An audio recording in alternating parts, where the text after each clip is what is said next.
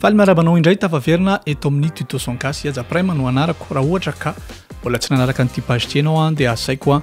s'abonner satria ho antsika rehetra mpanao ny mozika sy ny son izany. Izany fantanina verina matetika ao anatin'ny MP dia misy namana maro izay manontany hoe iza no tsara amin'ireto karazana micro reto, dia mandefa listana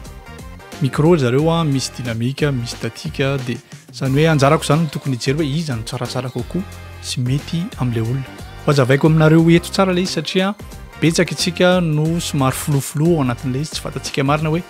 inona ilay zavatra tena ataontsika ary inona ilay karazana micro tena mety tokoa amintsika. Isan'ny vidéo nataoko anisan'ny voalohany indrindra ny ireo karazana micro statique sy micro dynamique izay raha ohatra ka mbola tsy nijerenao dia angatahako ianao hijery an'izany sao dia zao satria mety misy zavatra tsy hoaraka ao. Fa iverintsika ao anatin'ny votoatin-dresaka dia leo karazana micro mety tokoa aminao. Ka rehefa mahara ilay message dia mamerina mametraka ilay fantanina amin'ilay olona nandefa azy hoe inona marina ny zavatra ataonao, ny ampiasainao an'ilay micro, dia inona ireo karazana fitaovana izay ataonao miara-miasa amin'ilay izy. Ka amin'izay fotoana izay nareo rehetra izay mpandefa an'io message io tsy mazava mihitsy ny valiteny omenareo hoe inona marina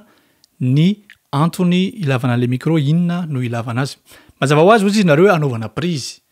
Anaovana prise fa inona marina moa ilay karazana prise rehefa manao prise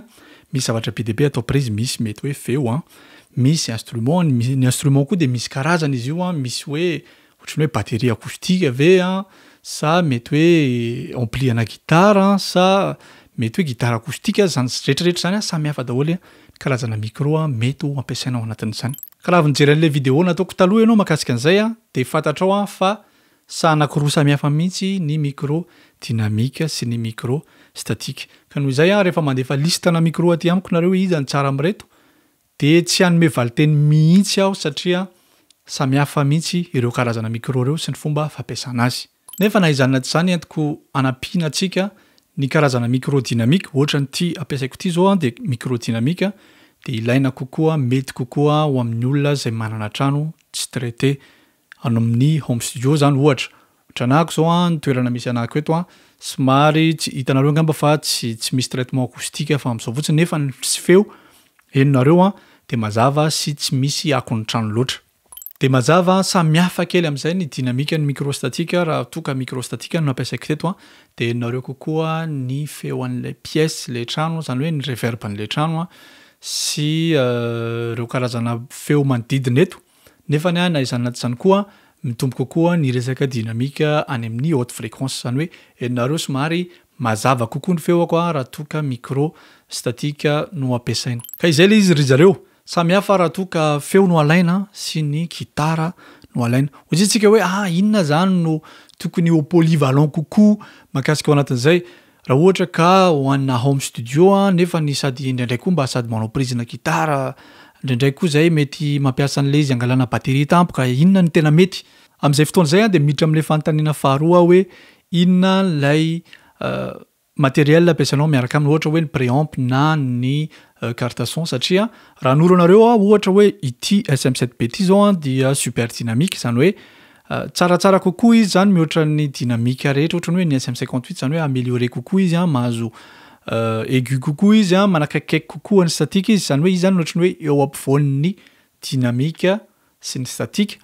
Dia nefa izy itony dia mila atosika na préampli matanjaka tsara zay vao mivoaka tsara ilay feo. Dia amin'izay fotoana izay ianao nefa mety mampiasa carte son kely tsy dia afaka dia miala tsiny aminao fa na hividy an'ity mividy ny 400 € azy ianao dia tsy havita an'ilay zavatra ataonao ilay izy satria izy ianao hoe ambany be ilay volume tsisy ninina vitako fa tsy manoro ny zavatra tena mety ianao. Dia izay ny antony mahatonga anazy zareo mametraka tsara an'ilay izy. Ka noho izay mila matosy tsara ianao, mila carte son tsara ianao. Mifanohatra kely amin'izay indray nefa ny micro statique dia eo zany mahatonga an'ireto karazana micro Rode NT1A reto malaza satria ny micro statique alimenté 48 volt izy dia rehefa alefanao le fantôme dia matetika tsy dia tena mila poussena be ny gain dia efa mahazo tsara izy satria arak'ilay lazaiko teo hoe betsaka kokoa le dynamique amin'ny haute fréquence no le izy active no sensible kokoa zany le izy am'resaka pièce-ny trano fa zay zany ny point négatif indray raha ohatra ka misy manasa vilia ao ambadika ao na misy olona am'resaka de hoeniny le micro statique zay ny mahakasika an'izay fa ny recommandation ako a zay tsy ova mihitsy a omaly a sy anio ary mbola tsy fantatra dia raha mila micro nareo dynamique de ny SM7B ito a zay micro ampiasaiko ito a no isan'ny polyvalent mety ampiasaina na caisse claire na guitare na tombasse na voix na fanaovan'ny olona radio sy ny podcast PDB ny tombontsoa amin'izy ity a tsy izay kory no zavatra resahako fa raha ohatra ka micro dynamique de izy a ary raha micro statique de tsy izy avatsy ny C414 XL2 mazava ho azy fa zavatra samy hafa vidy daholo mihitsy zany zavatra rehetra zany a fa matoa amin'ny teny hoe zany recommandation de zay no hitako hoe tsara ka rehefa ankoatran'ireo a de ry zareo sarotra be ny hiteny hoe ty tsaratsara kokoa no ity satria différence de prix nefa mety eo amin'ny 5 € eo a mety hoe ty 10 € de ty 20 € tsy haiko raha azonareo tiako tenenina fa tsy de misy tena différence loatra ho hitanareo am'ireo karazana micro a mitovitovy vidy ireo fa le izy miankina kokoa amin'ny fampiasanao a sy ny fomba fiasanao ihany koa satria misy azo ho anahy manokana zao raha ohatra ka lehilahy no mihira de hafa ny karazana micro omeko azy raha ohatra ka vehivavy izy a de hafa ndray ny karazana micro omeko azy zany a fomba fiasa daholo zany misy ndray ny olona nefa ny micro anankiray foana na lahy na vavy a de mila fantarinao hoe iza le tena mety fa efa voalazako teo hoe reto a recommandation raha ho anahy fa ho anareo afaka manao test isan-karazany nareo zay ny amin'iny tsy midika akory zany hoe tsy hamaly anareo tsony raha metraka an'izay fantanian'izay nareo fa ny zavatra tiako fantatrareo de hoe afantatrareo tokoa ve ny zavatra ataonareo a ary inona ny fitaovana zay anananareo a de inona ny tokony hifanaraka amin'izay a par rapport amin'ny fomba fiasanareo zay ny ela fa mandram-piona